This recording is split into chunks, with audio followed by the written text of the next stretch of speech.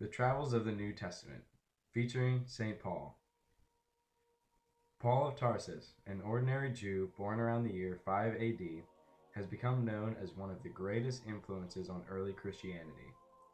So how could one man have such a large impact on the newly expanding church? The answer lies in his vast expanse of travels throughout the Mediterranean region, changing the lives and religion of all the people he encountered. This feat was not one easily accomplished, so in an attempt to give credit to the struggles and successes of Paul, we have to start from the beginning. Born in Jerusalem, Paul grew up as a Roman citizen and a devout Jew known to persecute Christians.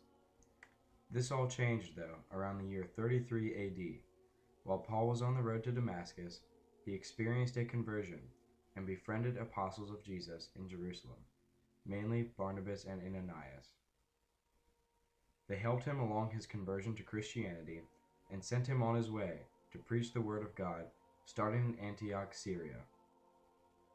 Here, Paul's first missionary journey began as Paul and Barnabas set sail for Cyprus, where they first encountered some opposition to their teaching.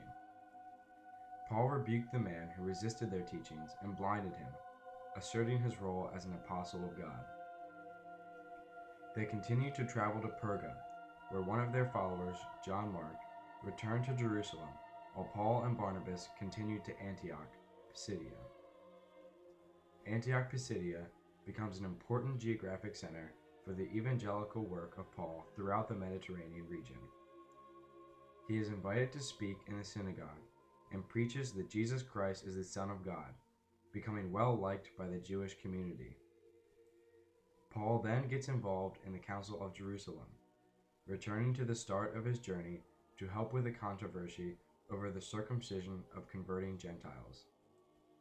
He meets with many well-known apostles such as Peter, James, and John to influence the decision of the council in favor of the converting Gentiles.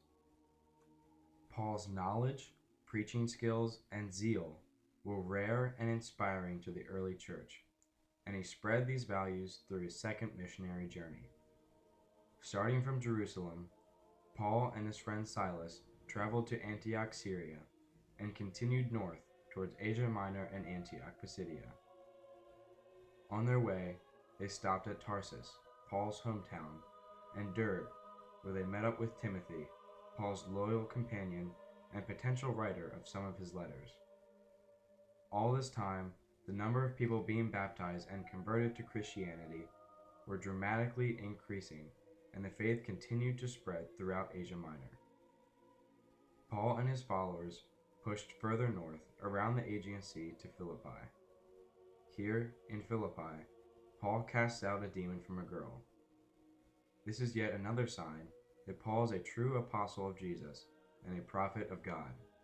However, he is thrown in jail for preaching out against other missionaries, yet he continues to convert the prisoners to Christianity.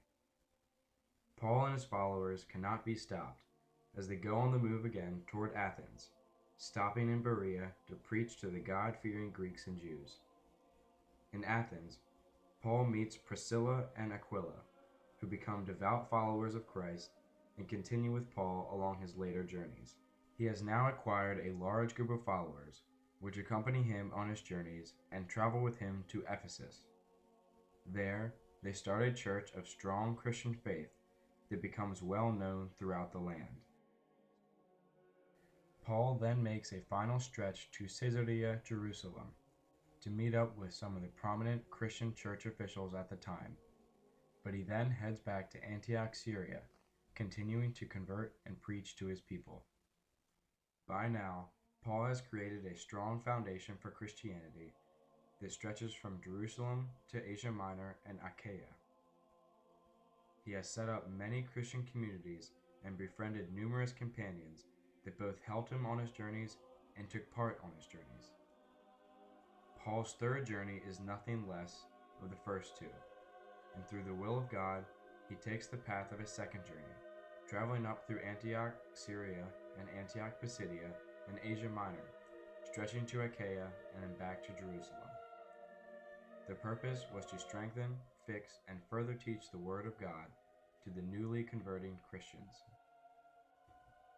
On this third journey, he performed many miracles of healing, casted out demons from many damned souls, and spread the missionary efforts and zeal of the early church. Paul begins to write letters to Christian communities while in Ephesus, as he is getting old and seeing his days of travel coming to a close. Known as the Epistles, these letters became part of the teaching doctrine of the Christian church, both in the past and present day. Paul faces some excitement in Ephesus during a riot of the silversmiths against Paul and his companions, because they had taught that idolatry was a sin, which in turn ran the silversmiths out of business. Paul also faces trouble with other Jewish communities, as told in the Bible, yet he comes out alive and ever famous throughout the Mediterranean region. Ending again in Jerusalem, Paul's missionary journeys come to a close, yet his strong Christian faith does not, and he gets himself into trouble with some people of a Jewish community. He becomes imprisoned and is sentenced to stand trial in Rome, leading to, you guessed it, his fourth and final missionary journey. Reporting for trial, Paul sailed to Rome with many of his followers, stopping at Crete and then Rhegium for rest, due to the long distance at sea. By now, Paul has covered a total of slightly less than 10,000 miles, while converting and influenced the lives of every person he has come by. Yet, his journey does not stop with his arrival in Rome. It is estimated that Paul spent 2 years waiting for his trial, during which he continued the missionary effort. Paul is finally martyred in Rome after his prolonged trial, and his journeys and spreading of the Catholic faith come to an end. St. Paul is well deserving for being known throughout the Catholic faith as one of the greatest evangelists and the vital component of the early church that continues to expand today.